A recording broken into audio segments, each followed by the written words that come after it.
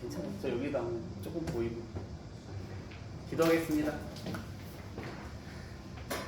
사랑과 은혜가 많으신 하나님, 또 2학기 성경 공부를 또 이 시간 시작할 수 있도록 은혜를 주시고 또 마음을 여건을 허락해 주시면 참으로 감사를 드립니다. 이 시간을 통해서 사도행전에 대해서도 그리고 또 바울과 그 전도 여행에 대해서도 조금 더 깊이 있게 이해할 수 있도록 주님께서 지혜를 주시고 이를 통해서 하나님의 말씀이 들려질 때에 더 깊은 이해와 더 깊은 감동과 그래서 하나님 아버지 앞에 마음을 드리며 주의 제자로 온전히 살아가기를 소망하는 마음을 품을 수 있도록 우리 모두에게 은혜를 베풀어 주시옵소서. 하나님께서 이 강의가 끝나는 그 날까지 우리들을 지키시고 우리들이 안전히 그 마침까지 이어질 수 있도록 주님께서 보살펴 주시고 함께해 주시기를 원합니다. 감사드리며 예수님의 이름으로 기도합니다. 아멘. 네, 진심으로 환영합니다. 네, 제가 지난 학기에 그 구약의 시대별 역사를 하면서 강의를 들으시는 분한테 진짜 잘 오셨습니다. 진짜 잘 오셨습니다. 라고 이렇게 하면서 시작을 했는데 여기에 한 반 정도는 이제 지난 학기 들으셨던 분들이거든요. 이게 유익하셨습니까? 예. 우리 성경님 유익하셨죠? 네, 그래서 지난 학기 때 이제 구약의 시대별 역사. 집사님 여기 앞으로 좀 힘드신가요? 경태적으로? 네. 거기 여기 하나 프린트물 하나 챙기시고. 네. 네, 안 챙겼어. 안 챙기셨어요? 네. 그래서 지난 학기 때 구약의 시대별 역사 아주 16주간 재밌게 저 혼자 재밌었는지 모르지만 재밌게 잘 달려왔었고 이번 학기 때는 이제 사도행전과 바울의 전도 여행을 지난 학기 때 이미 생각을 하고 있었어요. 그래서 이제 지난 학기 들으시는 분들이 다음 학기 때는 신약을 합니까? 뭐 신약 쪽으로 넘어갑니까? 이런 이야기들도 있었고 그래서 제가 그러면 신약을 준비하겠습니다. 해야겠네요. 라고 하면서 조금씩 생각했던 부분들이 좀 있기도 했었습니다. 그렇다고 해서 제가 뭐 재주가 좋아서 이 사도행전과 바울의 전도 여행을 그냥 뭐 아무것도 없는 상태에서 맨 땅에 헤딩하면서 이 강의안을 뭐 다 준비를 해서 만들지는 않았고 제가 구약의 시대별 역사 기억나시나요? 혹시 언제 만들었다고? 그 초안을? 그 작업을? 예전 교회 전전교회에 있을 때 전도사 때 만들었다고. 전도사 때 우리 교사들 성경 공부하려고 구약의 시대별 역사 그 가이드란을 만들어서 했었고 그 다음 학기인가 그 내년에는 바울의 전도 여행이라는 타이틀로 한번 만든 적은 있었어요. 네. 근데 이번 학기 때는 그거를 보수하고 업그레이드하고 사도행전까지 좀 범위를 넓히기도 하고 하면서 새롭게 좀 다시 만든 내용입니다. 지난 학기에 그 구약의 시대별 역사를 들었던 분도 있고 제 강의가 오늘 처음이신 분도 있으실 텐데 한 가지 미리 말씀드리자면 내년에 봄학기 때는 구약의 시대별 역사를 한 번 더 하고 내년에 가을에도 사도행전과 바울의 전도행을 한 번 더 할 생각이에요. 내년까지는 그렇게 생각하고 있고 담임 목사님께서 허락을 받았고 그 다음에도 똑같이 할지 아니면 그 다음에 좀 바꿀지는 모르겠어요. 그래서 이제 이번 학기 때 봄학기 때 구약의 시대별 역사를 들으시고 이번 학기 때 사도행전과 바울의 전도행까지 들으신 분은 내년에는 다른 데 가시거나 다른 데 가시거나 또 듣기를 원하시면 만약에 좀 부족하다 싶어서 더 듣기를 원하시면 이제 다시 또 신청을 하셔서 들으시면 됩니다. 그거 앞에 있는 프린트 하나 챙기세요. 네. 그렇게 진행하시면 되고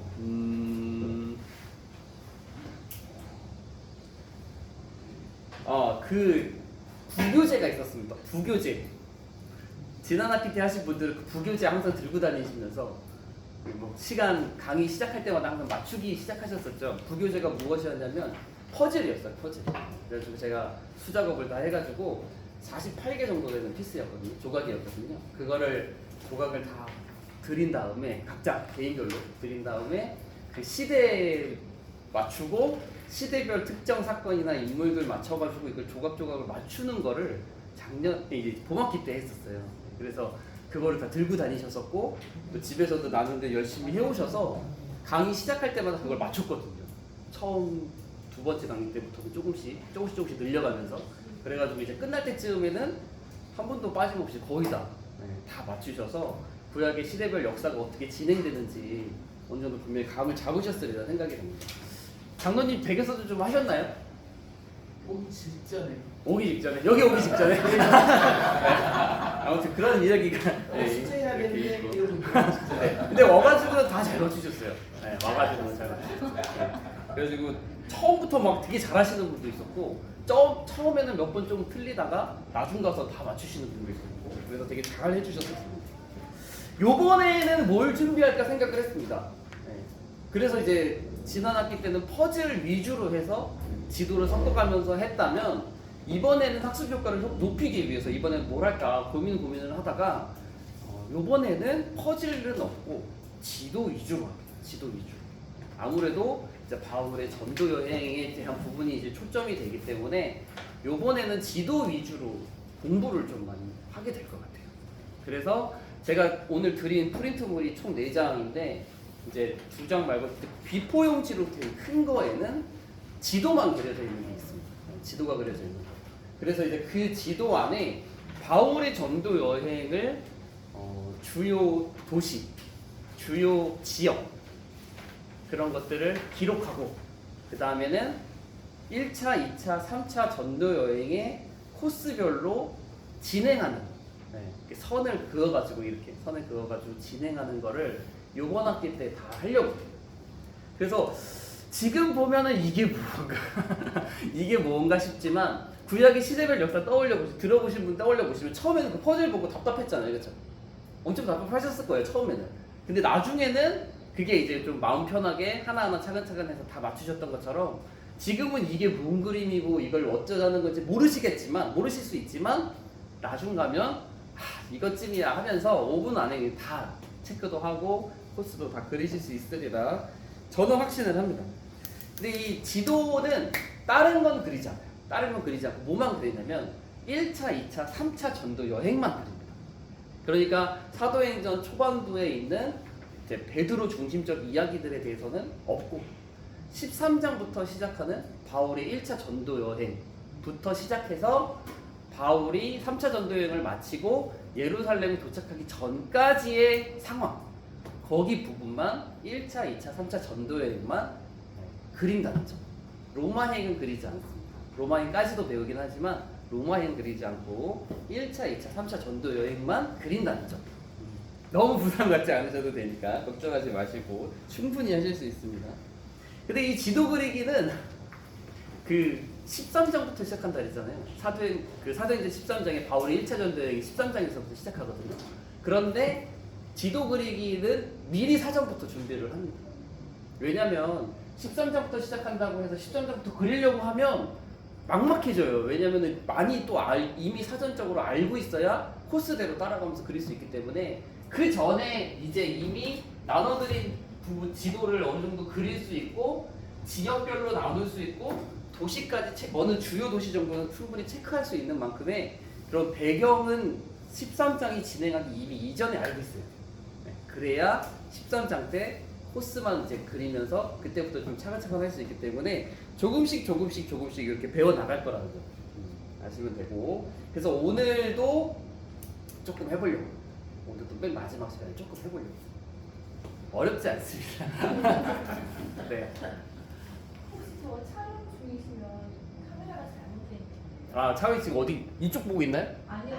목사님이 얼굴이 안 나. 저는 괜찮아요. 여기만 잘 나오면 되고 제가 좀 이따 일로 가거나 막 하면은 조금 보이긴 하겠죠. 네, 괜찮은 것 같고 그리고 네 강의가 제가 공부를 이제 다시 한번 새롭게 하면서 성경책을 좀 많이 봤어요. 그래서 강의는 성경 중심적으로 할 겁니다. 그러니까 다른 자료들도 꽤 많이 있고 추측하고 또 판단하는 여러 가지 작업들도 꽤 있어요. 인터넷상에서도 많이 있고. 근데 그런 부분을 참고한 것도 있지만 최대한 성경 중심적으로 하려고 많이 노력을 했습니다. 그래서 성경책 이제 그 보면 이제 지명 있는 거, 지역 있는 거 이런 것들 따라서 가면은 어느 정도 잘 맞춰서 하실 수 있습니다. 아 그리고 또 제가 구약의 시대별 역사 때도 그렇게 했었는데 앞으로 제가 작년부 설교를 할 때는 본 강의, 그러니까 사도행전과 바울의 전도여행 강의의 전과 후 정도 되는 본문을 가지고 설교를 앞으로 할 거예요. 그래서 구약의 시대별 역사 할 때도 제가 이제 중간에 한 3, 4주차 정도 때부터 말씀을 드려서 앞으로 제가 본당에서 설교를 하게 될 때, 작년부 설교를 하게 될 때는 구약의 시대별 역사에 있는 그런 내용을 가지고 공부했던 내용을 가지고 하겠습니다. 앞뒤로 이렇게 말씀을 드려서 그렇게 지켜서 해온 거였거든요. 그래서 제가 지금까지 작년부 수요일, 금요일, 주일 오후 설교를 제가 몇 번을 해봤는지 해봤어요. 올해 몇 번쯤 했을 것 같습니까? 몇 번쯤 하면 딱 몇 번쯤 했을 것 같으세요? 19번 했습니다. 지금까지 19번을 했는데 그 19번 중에 신약을 몇 번 설교했는지 아세요? 신약 설교한 거 기억나시는 분 없으실 거예요. 신약 설교한 적이 한 번도 없지는 않고 딱 한 번만 신약 설교하고 초반부에 설교하고 구약의 시대별 역사 때부터는 계속 구약만 했어요. 그 타이밍에 맞춰서. 그래서 아마 제가 설교 때 계속 시작할 때마다 이 시대 분열왕국 시대, 사사 시대 이런 것들을 맨 처음부터 말씀을 드렸던 이유가 이제 구약의 시대별 역사를 연결해서 하기 위해서 그렇게 한 것이었고, 사실 제가 이거는 이제 구약의 시대별 역사를 맞춰서 설교한다는 것도 이제 그 학습 효과를 높이기 위한 것도 있지만 사실은 신약을 설교하기 조금 어려워. 구약과 신약 중에 무엇이 더 설교하기 좀 좋은가 저 스스로 생각했을 때는 전 구약이 더 편해요. 근데 신약은 되게 좀 어려워. 그게 좀 제 약점이기도 한데 신약은 일단 사복음서는 정말 두려워하는 편. 예수님의 말씀은 너무 이해하기 너무 힘들어가지고 이제 그 어느 정도 단편적으로는 알지만 그 깊이를 측량하기가 너무 힘들어서 사복음서는 저는 정말 부담스러워서 잘 안 하는 편이고 못하는 편이고, 그나마 이제 사도행전부터 있는 이제 뭐 사도행전부터 사신서 이런 부분들은 어느 정도 좀 할 수 있는데 아무튼 좀 그런 상황이기도 했고, 그래서 요번에는 구약의 시대별 역사 했던 것처럼 이제 사도행전 저희가 본문을 이제 그렇게 강의를 나갈 때 그 강의에 있는 그 내용과 겹쳐서 이제 제가 설교할 때는 강의를 배운 강의에 화요일날 배운 강의에 앞과 뒤에 있는 내용 중에서 본문을 정해서 신약을 설교하도록 하겠습니다. 그래서 제가 이번 주 금요일날 설교예요. 이번 주 금요 기도회 때 설교라서 설교 본문을 사도행전 1장으로 정했습니다. 오늘 배우는 내용은 아닌데 다음 주에 배울 내용인데 사도행전 1장으로 준비를 해서 이제 준비를 해놨어요. 그래서 사도행전 1장 설교할 거고 앞으로도 사도행전에 대한 내용으로 계속해서 11월까지는 그렇게 쭉 나가겠죠. 11월이 끝나니까. 아무튼 그렇습니다. 네, 강의 진행에 대해서 또 간단하게 말씀드리자면 강의는 기본적으로 예습이 있어요. 예습. 네, 예습해야 되는 부분이 있습니다. 강의를 듣기 전에 해오셔야 하는 부분. 네, 그거는 이제 조금 지나면은 본문 읽기예요. 본문 읽기. 다른 게 아니라 본문 읽어오기. 오늘 배울 내용의 본문을 읽어오기. 근데 본문을 내용을 읽어오는 것과 안 읽어오는 것은 분명한 차이가 있어요. 사전적으로 본문의 내용을 어느 정도 알고 와서 강의를 듣고 같이 이렇게 해 나가는 거랑 잘 모르는 상태에서 하는 거랑은 분명한 차이가 있기 때문에 그 본문이 길지는 않거든요. 제가 체크하다 보니까 처음에는 조금 길어요. 한 그래봤자 8장 정도? 그래봤자 뭐 그 정도밖에 안 돼요. 제일 긴 데가. 짧은 데는 2장 정도? 1장 정도밖에 안 되는 부분도 있어요. 그러니까 그런 부분들은 꼭 예습을 해오시면 좋을 것 같고, 그 다음에는 강의를 진행을 하게 되는데 이제 강의 진행 때도 조금 순서가 있습니다. 맨 처음 강의를 시작하면은 이제 10시에 시작을 하면은 10시부터는 지도 그리기를 하겠죠. 지난번에 이제 퍼즐 맞췄던 것처럼 요번 학기에는 지도 그리기로 먼저 시작을 합니다. 그래서 제가 이제 앞에서 어디 배운 데까지 지도를 그려보겠습니다라고 하면은 이제 그때부터 이제 지도를 그리시기 시작하는 거예요. 제 고민이 엄청 많이 됐어요. 지금 오늘 나눠드린 그 지도를 그냥 매주마다 드릴까 아니면 지도 자체까지도 그리는 것까지를 외워오시는 쪽으로 할까 고민이 엄청나게 많이 됐거든요. 그런데 이제 한 2, 3, 4 정도 초반까지는 제가 이걸 일단 매주마다 드리고요. 그 다음에 이제 사도행전 13장 전도 여행이 시작할 때부터는 비포 용지만 그냥 드릴게요. 그러면 그때부터는 그 배경 깔린 거 오늘 드린 것까지부터 그리기 시작하셔서 못 그리면 어떡해. 아예 그릴 수 있어요. 그릴 수 있어요. 하실 수 있어요.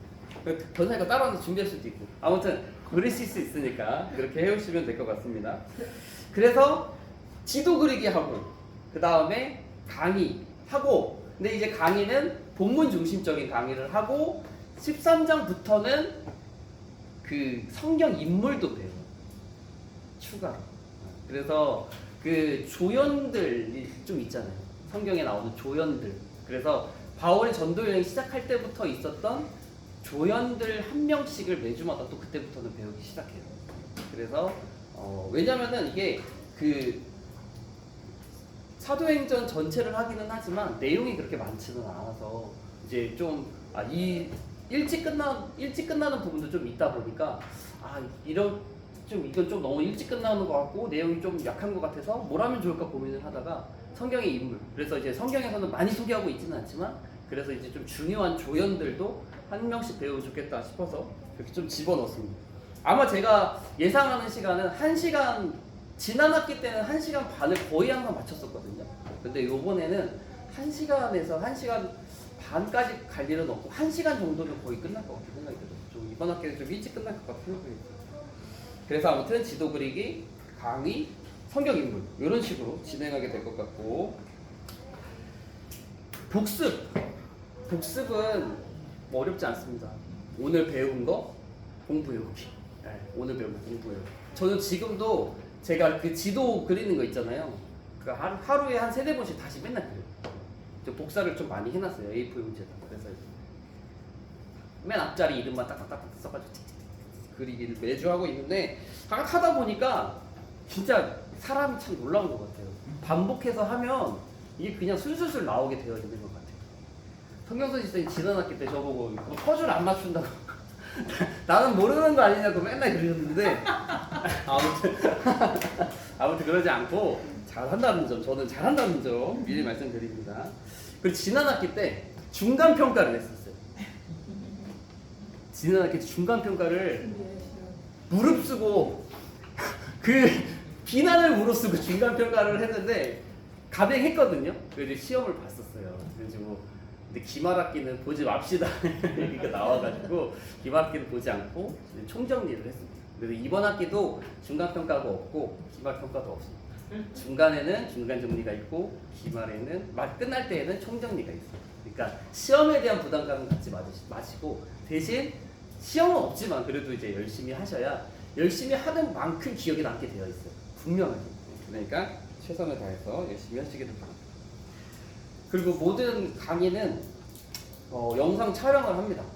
그래서 이제 영상 촬영을 뭐 대단한 강의는 진짜 아니지만 영상 촬영을 하는 이유는 이제 오늘처럼 결석하시는 분들도 있고 또 중간에 한 번 더 보고 싶으신 분도 계실 수도 있고 저도 이 영상을 좀 남기고 싶은 생각이 있어요. 그래서 저도 갖고 있고 소장하고 싶어서 그래서 영상 촬영을 하고 강의가 끝나면 제가 내려가서 이제 그 유튜브에 올리는 작업을 좀 하고요. 그 다음에 그 링크를 톡방에다가 올려요. 그러면은 톡방에 그 링크를 누르면 바로 강의를 볼 수 있으시거든요. 그러니까 이제 그거는 자유롭게 보고 싶으시면 기억이 안 나시거나 보고 싶으시면 다시 보시면 되고 아니면은 안 보셔도 괜찮습니다. 대신 결석하시거나 지각하시는 분은 꼭 봐야겠죠. 그렇죠? 꼭 보셔야겠죠. 그래도 자, 그러니까 구약의 시대별 역사 이제 거의 고치가 거의 끝났습니다. 구약의 시대별 역사가 그 16주 차였거든요. 공부가 봄학기가 길었어요. 근데 이번에는 12인가요? 11인가요? 근데 좀 짧아요. 근데 그 16주 차였음에도 불구하고 내용이 길었기 때문에 제가 말을 되게 빨리 했거든요. 그래가지고 저는 빨리 한 것 같아요. 그래서 아마 들으시기에 조금 너무 빠르다 싶은 생각이 좀 들으셨을지도 모르겠어요. 근데 이제 지금은 제가 좀 마음이 편합니다. 빨리 해서 어느 정도 시간을 맞춰야 되는 부담이 없기 때문에 사도행전은 조금 천천히 할 수 있도록 그래서 될 것 같습니다.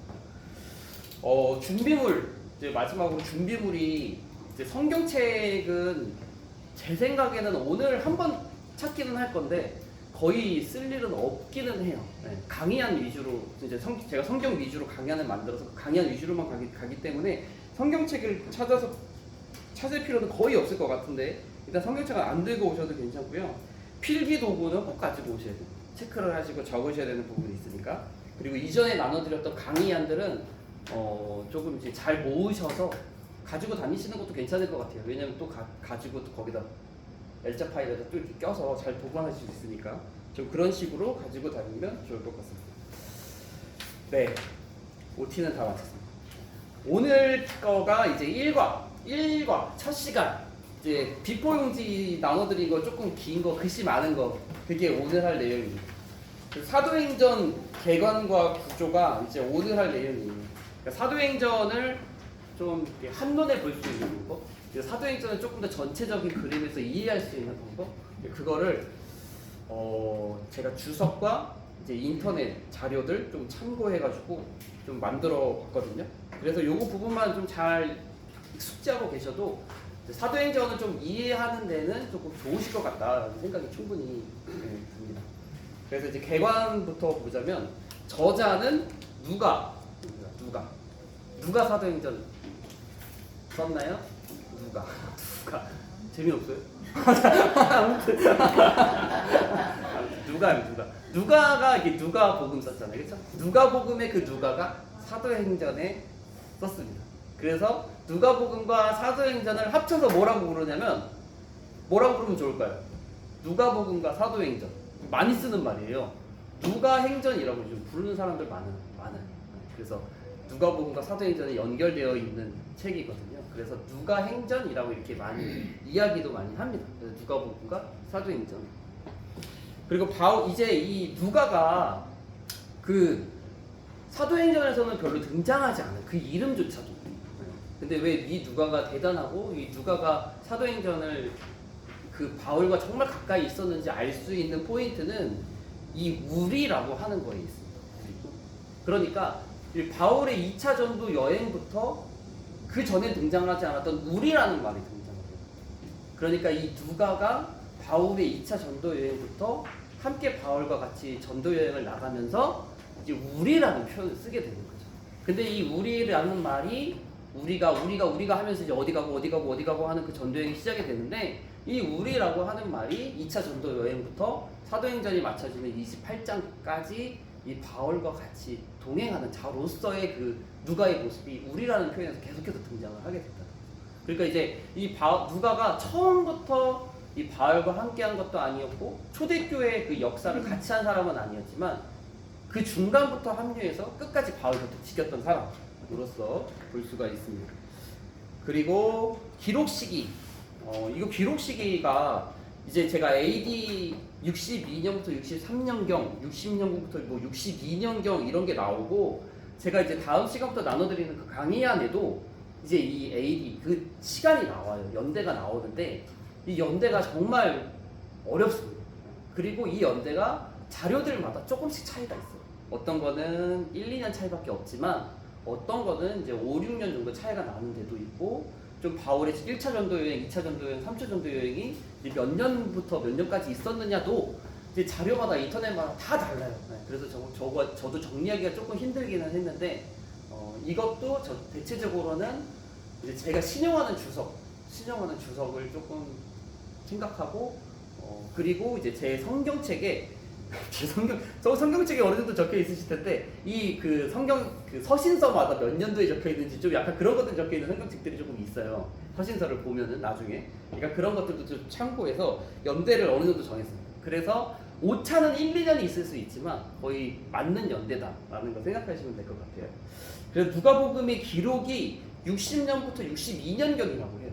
그러면 당연히 사도행전은 그 다음 2차로 쓴 편지였기 2차로 데오빌로에게 쓴 편지였기 때문에 62년 이후고 그런데 이 성경책 누가복음 아니 사도행전 안에는 64년에 있었던 네로의 박해에 대한 말은 전혀 없고 바울의 순교에 대한 부분도 그 안에 담겨져 있지 않기 때문에 아마도 이 사도행전의 기록 시기가 네로의 박해 이전일 것이다라고 추측하는 이제 학자들이 많이 있습니다. 그러다 보니까 기록 시기가 대략 62년에서 63년경에 기록됐을 것이다라고 사도행전의 기록 시기를 추측을 하는 거예요.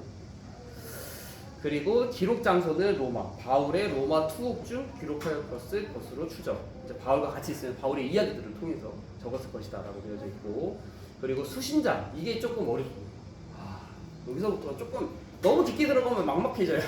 근데 이 수신자가 데오빌로라고 되어져 있어요. 데오빌로 가카, 데오빌로 가카 뭐 이렇게 하면서 데오빌로에게 쓴 편지로 되어져 있고 사도행전 1장 초반부를 보더라도 내가 이제 누가 가는 말이에요. 내가 이전에 쓴 편지, 즉 누가복음을 통해서 이제 예수 그리스도에 대해서 알렸고 요번에도 이제 그거를 더 깊이 당신에게 알게 하기 위해서 이제 사도행전을 씁니다라고 하면서 이제 수신자가 누구인지 분명히 밝히고 사도행전이 시작이 되거든요.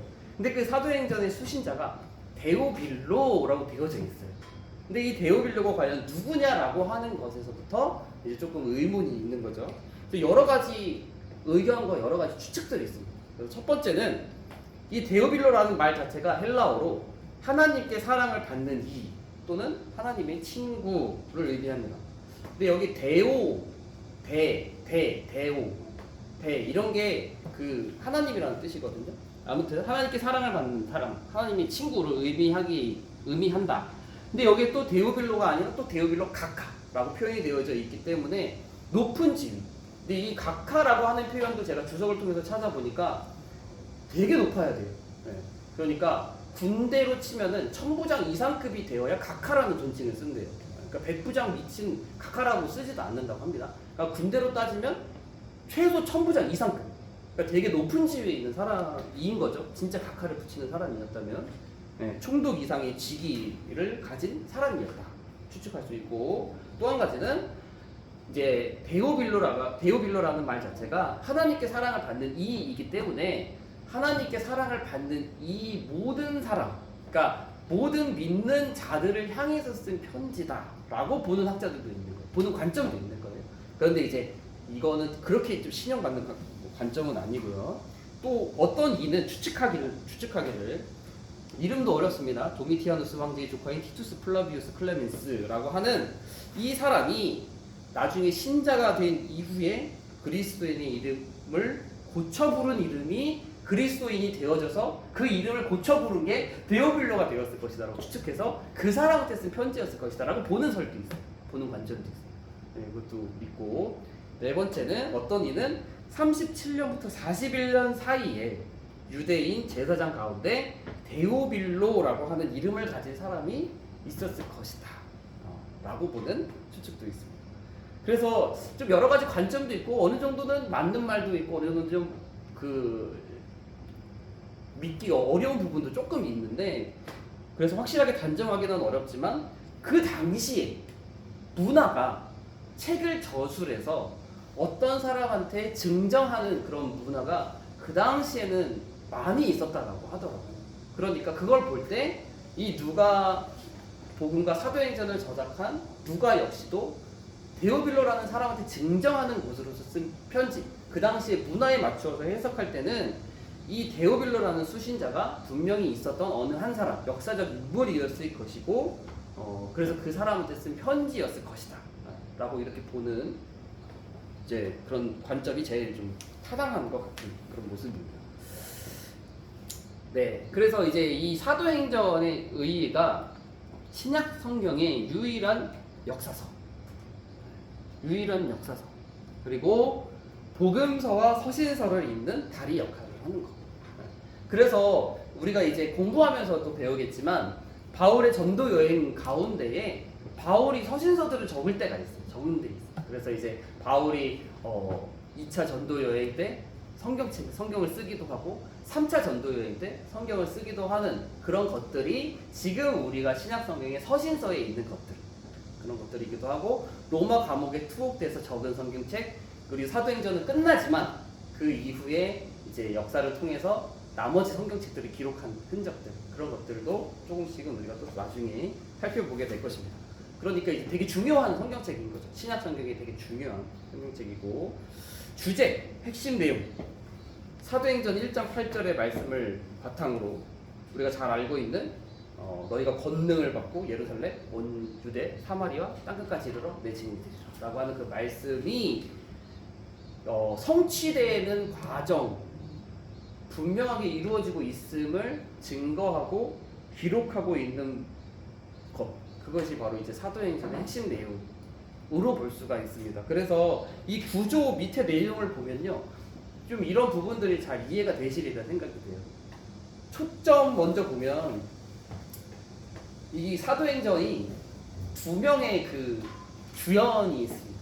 사람으로 치면 주연을 사람으로 치면 두 명의 주연이 있어요. 그러니까 우리가 후반부 사도행전의 후반부는 분명히 바울이 다 이렇게 이끌어 나가는 것은 누구든지 잘 알고 있어요. 네. 분명히 아시리라 생각이 됩니다. 바울 중심적이에요, 정말로. 네. 근데 이 12장까지는 바울이 아닙니다. 바울은 뭐 잠깐 그 중간에 딱 등장했다가 많은 사람이고 이 12장까지의 중심 인물은 베드로. 진짜 베드로입니다. 깜짝 놀랄 만큼 베드로. 그러니까 우리가 베드로 생각하면 그러니까 뭐 고기잡이, 뭐 어부, 뭐 그리고 예수님 3번 부인하고 뭐 예수님의 수제자이고 사복음서에서는 정말 그 무능력한 1등 제자 약간 그런 느낌이 좀 이미지가 많이 있잖아요. 뭐 말만 앞서고 약간 그런데 이 베드로가 사도행전 1장부터 12장까지 즉 바울이 1차 전도여행을 나가는 바울 중심적으로 바뀌기 전에 이 초대교회의 이 지도자 이 사도행전에 이끌어가는 자 진짜 단연코 베드로다라고 하는 점 깜짝 놀랄 만큼 베드로 중심적이다라고 하는 것을 확인해 볼 수가 있습니다. 그래서 제가 이 사도행전 전회 교회에서 사도행전 강해 설교를 한 번 한 적이 있었는데 이제 강해 설교를 하다 보니까 이제 뭐 사도행전 1장부터 천천히 조금씩 계속 보잖아요. 정말 놀랄 만큼 베드로가 이 사복음서의 베드로와 이 사도행전의 베드로는 정말 하늘과 땅 차이가 있다라고 하는 점을 정말 많이 깨닫게 되었고 그래서 이 베드로의 그 성령 충만을 받은 이후 이전에도 그렇지만 성령 충만을 받은 이후에 베드로의 설교가 정말 능력 있는 설교였구나. 예수님께서 사복음서에서 말씀하셨던 그 내용을 가지고 와서 다시 한번 버무려서 예수님에 대해서 되게 탁월하게 설교하는 내용들이 사도행전 초반부에 있거든요. 그런 부분들이 진짜 베드로 중심적이다라고 하는 거 생각해 볼 수 있고 그래서 베드로 중심적인 이 베드로가 설교하는 주제는 회개하라요. 회개하라. 유대인들 앞에서 이제 회개하라. 너희가 예수를 십자가에 못 박았다라고 하는 부분들을 강하게 설교하는 내용이 계속 담겨져 있고 그 다음에 이제 바울 중심적으로 바울이 이제 회심하고 또 뭐 예루살렘 왔다가 다시 다소로 갔다가 다소에서 다시 안디옥으로 바나바를 통해서 온 이후에 안디옥 교회가 더 든든하게 세워진 이후에는 바울 중심적으로 바뀌게 되는데 이제 그 바울 중심적인 사도행전에서 바울의 메시지 그리고 그의 전도 여행을 볼 때는 이제 주 예수를 믿으라라고 하는 내용으로 이제 사도행전 중후반부터는 그렇게 이어져 나아가게 됩니다. 그래서 본문과 이제 구문에 대한 내용들을 보시게 되면 1장부터 2장까지 뭐 교회의 탄생, 2장부터 7장까지 교회의 성장, 8장부터 9장까지 이제 스데반의 일로 환란이 벌어지면서 교회가 흩어지게 되는 내용, 그리고 10장부터 12장까지는 교회가 이방인을 허락하는 내용. 이렇게 좀 교회 중심적으로 볼 수 있고 13장부터는 이제 바울 중심적이죠. 그래서 바울로 다 시작이 되는데 1차 전도여행, 그 다음에 예루살렘 회의. 이게 1차 총회 뭐 이렇게 부르는 예루살렘 회의가 15장이 있고 2차 전도여행이 한 3장 정도. 그리고 바울의 3차 전도여행이 이것도 한 3장 정도. 그 다음에 예루살렘에 도착한 바울이 체포되는 내용, 체포되고 신문과 변호하는 내용 23장까지 있으면서 재판, 여기서도 이제 바울의 변호 이런 부분이 계속 나와요. 21장부터 26장까지만. 그리고 27장부터 28장까지는 바울이 로마로 가는 이야기 내용, 그렇게 해서 쭉 이어지는 내용들이 있고 주요 사건들은 제가 이제 조금 넣어봤어요. 그래서 2장에서는 성령 강림 사건 2장이 있고 9장에 이제 바울이 되는 사울의 회심에 대한 내용이 있고 11장에 이방인 교회 이제 대형 교회라고 해야 될까요? 이방인의 그런 중심적인 그 교회가 세워지는 안디옥 교회. 이 안디옥 교회가 세워지고 나서 처음 목회자가 누구였냐면 바나바라는 사람이었습니다. 그러니까 바나바. 그리고 그 바나바가 다소에서 있던, 그러니까 회심했지만 이 바울을 믿지 않고 바울을 두려워하는 예루살렘 사람들, 유대인들 때문에 이 바울이 다소를 피신하게 되거든요. 다소에 꽤 있게 되는데 이 바나바가 안디옥 교회 최초 목사가 된 이후에, 목회자가 된 이후에 이 바울을 데리고 와요.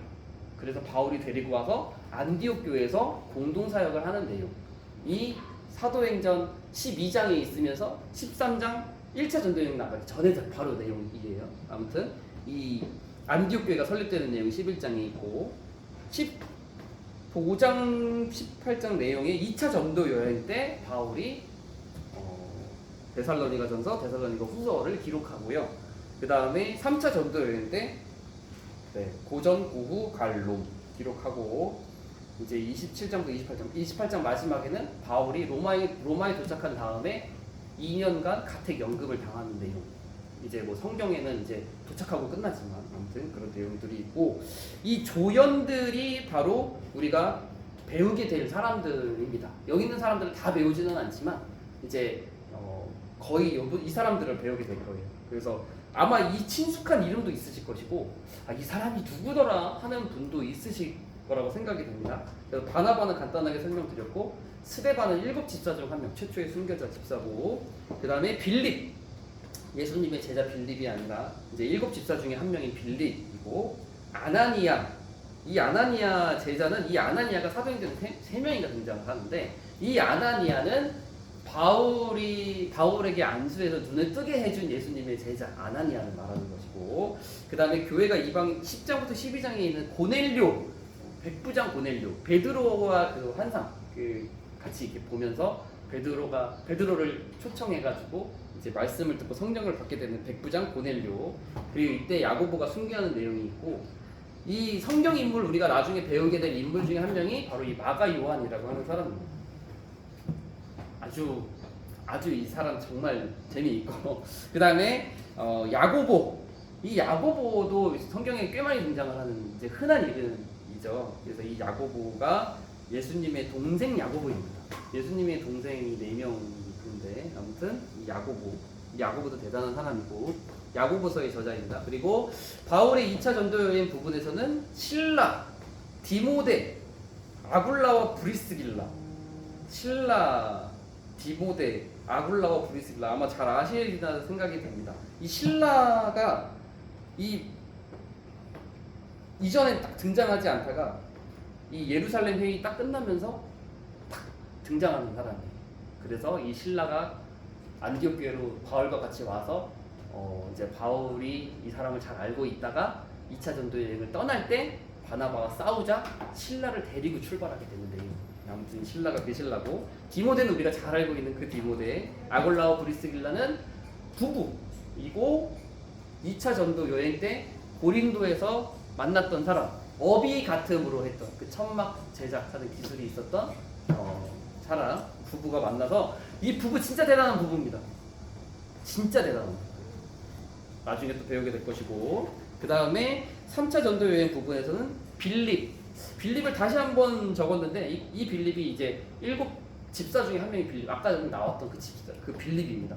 왜냐하면은 3차 전도 여행을 마치고 바울이 예루살렘에 가기 전에 이 빌립 집사의 집에 머무는 이야기가 성경에 기록되어져 있어서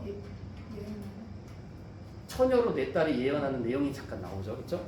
아무튼 그 내용 잠깐 있고 그 다음에 벨릭스와 베스도, 여기는 이제 바울을 신문할 당시의 총독입니다. 벨릭스와 베스도 이렇게 기록이 되어져 있습니다. 자, 그 밑에 이제 복음의 전파 내용을 보면 복음의 전파가 참 진짜 예수님의 말씀 그대로 이루어지는 게 딱 그림이 그려지는 것 같아요. 너희가 권능을 받고 오든 성령 강림을 의미하고 예루살렘과는 이제 예루살렘 지역 안에서의 복음, 그것이 이제 교회가 핍박을 받고 흩어지면서 사마리아까지 확장되는 게 빌립 집사를 통해서 이제 그것이 증거되는 것이 성경에 기록이 되어져 있고, 그래서 온 유대와 사마리아와 바울을 통해서 땅 끝까지 이르러 내 증인이 되리라라고 하셨. 그 말씀이 이게 사도행전을 쫙 펼쳐놓고 봤을 때 하나하나 순서대로 이렇게 이루어지는 것들을 조금 보게 되는 것 같아요. 그래서 예수님께서 하신 말씀이 순차적으로 점점 이 복음의 확장이 이루어지고 있다. 그 확장의 순서에 맞춰서 누가가 사도행전을 기록했다라고 하는 부분도 생각해 볼 수가 있습니다. 그래서 복음의 전파가 이제 좀 전반부에서는 유대인을 향한 선교였다면 베드로 중심적으로, 후반부에서는 바울 중심적으로 이방인을 위한 선교, 이방인을 향한 선교로 이렇게 이어진 내용이 사도행전에 기록되어 있고, 시간이 이제 시간은 그냥 보시면 될 것 같아요. 그래서 30년부터 33년, 이 교회의 성장 7장까지가 약 4년 정도 기간이고, 교회가 흩어지고 이방인을 허락하는 기간, 그리고 바울의 선교가 맞춰지고 로마에 가는 시간까지가 이 정도 걸린다 라는 거 알고 계시면 되고, 그 제가 강의한 애도 이게 그 연도가 계속해서 나와요. 그래서 참 그 연도 계산하기가 너무 힘들었는데 어느 정도 이제 제가 마음을 먹어가지고 좀 정했으니까 그거 참고해서 보시면 될 것 같습니다.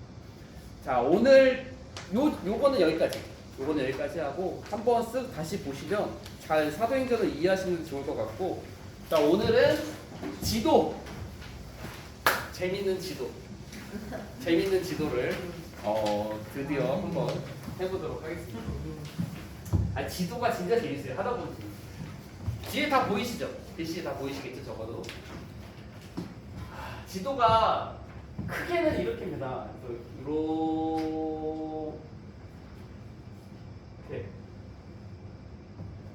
그리고 이렇게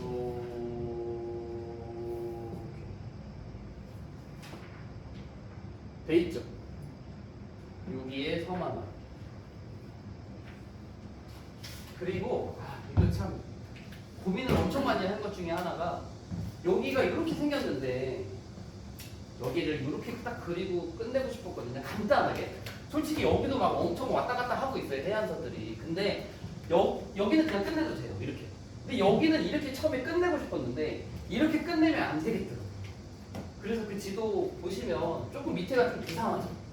여기를 잘라야 돼요. 그리고 여기를 이렇게 그려야 돼요. 제가 이거를 안 할 수가 없어요. 간단하게 하고 싶었는데 이렇게 하고 나서 그 지도를 가만히 유심히 보면 여기가 이렇게 이어져 있어요. 땅덩어리가 육로로 육지가 되어 있거든요. 여기는 또 이어져 있어요. 여기에 좀 그리기도 불편하고 외워지지도 않고, 그래가지고 이게 그냥 간단하게 그리고 싶었는데 이렇게 한 이유가 있어요. 이렇게 해야 될 수밖에 없는 이유. 왜냐하면 여기가 고린도 지역이거든요. 고린도.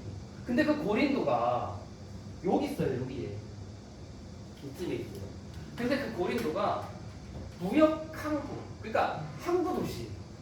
근데 만약에 이걸 이렇게 땅을 이렇게 만들어 버리면 고린도가 그냥 내륙 가운데에 있는 그 항구 도시로서의 의미가 사라지잖아요.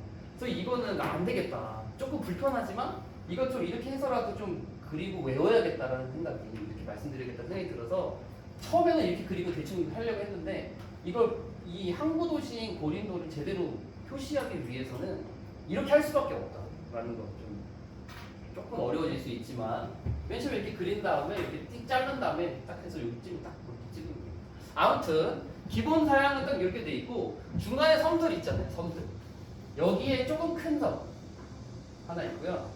하나, 둘, 셋, 넷, 5개. 5개 돼 있죠. 대충 이렇게 그리시면 돼요. 대충 이렇게. 자, 여기가 이제 기본 세팅이에요. 자, 여기가 지금 현재 어느 나라인지는 아시죠? 아시나요? 몰랐어요, 솔직히. 여기 어딘지 아세요, 지금? 여기가, 모르세요? 다행이네요. 여기가 어디냐면 터키입니다, 터키. 여기가 다 터키예요. 터키. 지금 터키고, 여기는 어디예요? 그리스. 자, 나라가 하나 더 있어요, 여기. 자, 여기는 시리아. 자, 여기는 그냥 유다라고 할게요. 예루살렘, 이스라엘. 나라가 하나 더 있더라고요. 키프로스. 어디게 섬, 여기가 키프로스입니다. 키프로스. 여기 당연히 지중해고.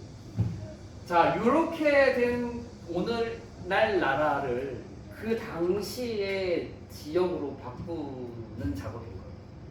그래서 여기만 하면 돼요. 이걸 이렇게만 딱 외운 다음에, 근데 그 당시에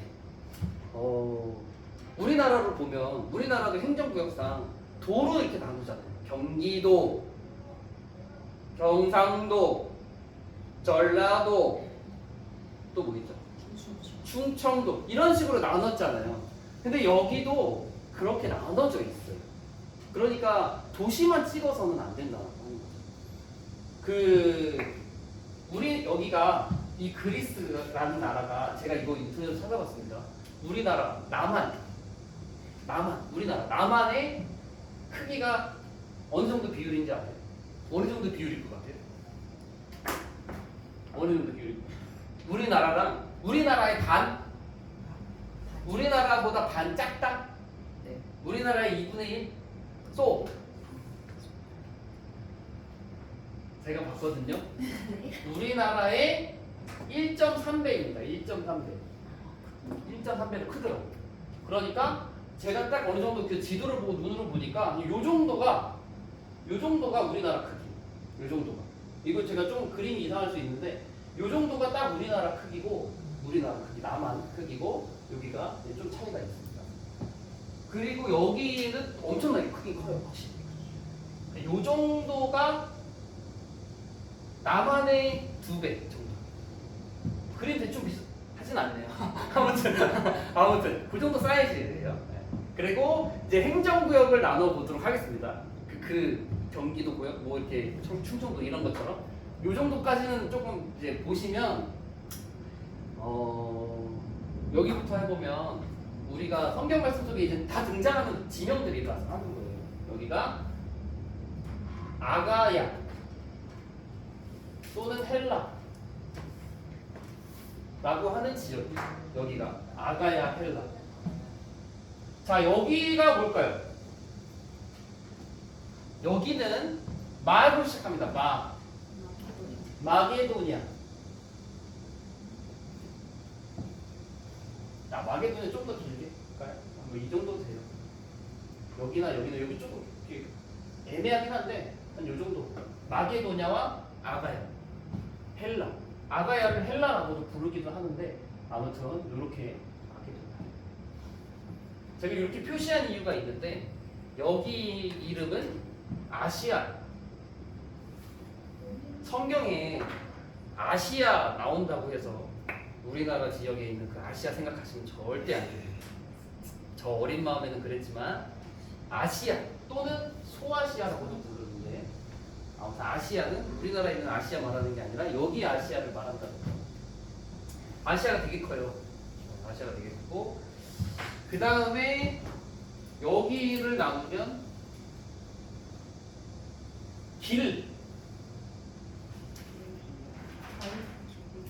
길리기아.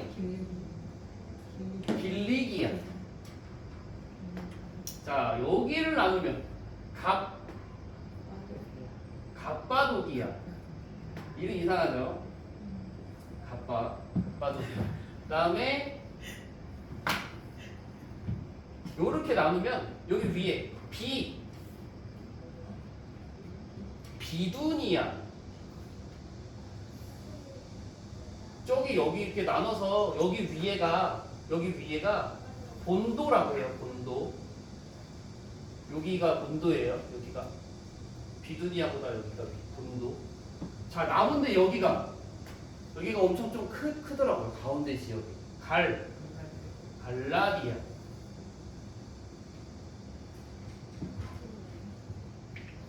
여기까지 할만하시죠? 여기를 뭐 너무 이렇게 막 힘들게 생각하지 마시고, 여기 그 당시에는 수리아라고 했거든요. 풀이야. 여기를 좀 이 정도? 그냥 이 정도 대충 그렇게만 아셔도 돼요. 중요한 건 여기 갈라디아 지역. 요거 가운데 지역이 갈라디아 지역이다라고 하는 게 좀 제일 중요해요. 여기 길리기아와 갑바도기아는 별로 중요하지는 않아요. 근데 이제 성경에는 몇 번씩 나오기는 합니다. 그래서 여기 아시고 이 아시아 밑에 여기 요만큼이 또 있어요. 루기아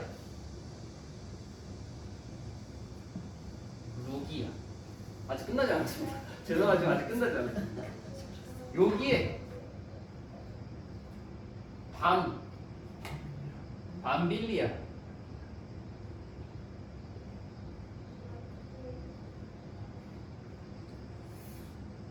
하나만 더 하면 이 아시아 안에 있는 작은 지역이에요. 제가 이거 엄청나게 막 좀 찾아봤는데 요만큼 루시아 여기 정도. 요거 섬까지 할까요? 얘는 두부로 섬입니다. 자, 이름 비슷하죠? 10% 두부. 아니. 그래가지고 비우기를 시키는. 아니 여기서 이렇게 이름 단 거 아니에요? 아닌 것 같아. 비슷한데? 두부로 10%. 아무튼 이렇게 해서 나누면 되고요. 자, 이제 주요 도시만 볼까요? 주요 도시. 주요 도시는 일단 여기 유다 지역에 예루살렘.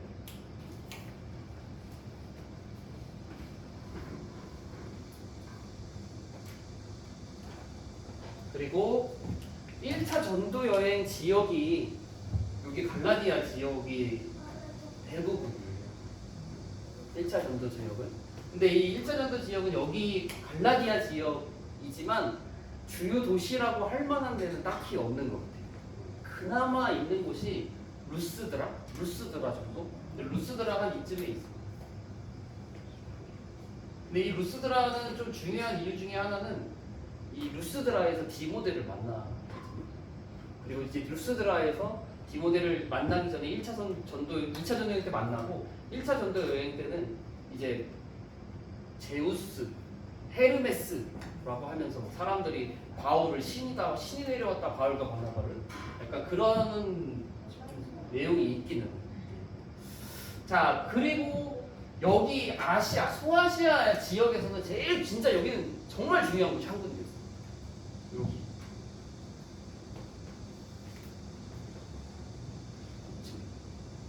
에베소. 여기가 이제 에베소서. 그리고 3차 전도 여행 때, 2차 전도 여행 때는 잠깐 들리고요.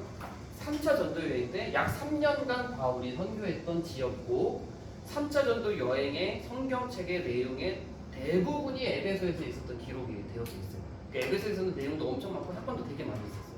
오래 있기도 했지만. 그래서 중요한 도시가 에베소고, 마게도냐 지역에서는 빌립보 이쯤? 여기가 빌립보고요. 그 다음에 그래도 성경책 수신자가 있는 곳이기도 하니까 이쯤이 데살로니가.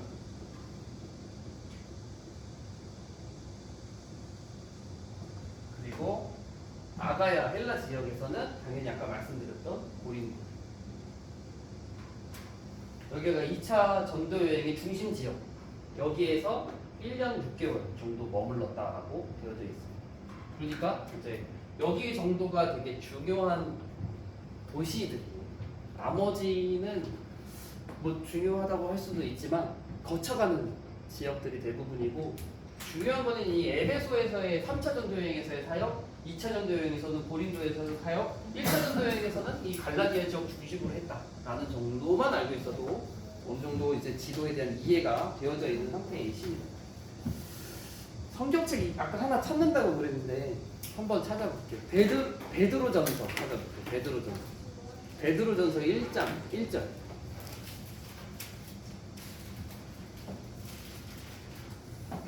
베드로전서 1장 1절 말씀에 보면 이 베드로 전서를 쓰면서 이 편지를 보낸 수신 지역들이 나와져 있잖아요, 그렇죠? 사도 베드로가 어디에다 편지를 쓴다라고 하면서 어디가 기록되어 있냐면 다 요 안에 들어가 있습니다. 본도, 갈라디아, 갑바도기아, 아시아, 비두니아인가요? 본갈가마리. 예. 그래서 이 본도, 갈라디아, 비두니아, 갈바도기아, 이 지역에다가 쓴다라고 하는 거예요.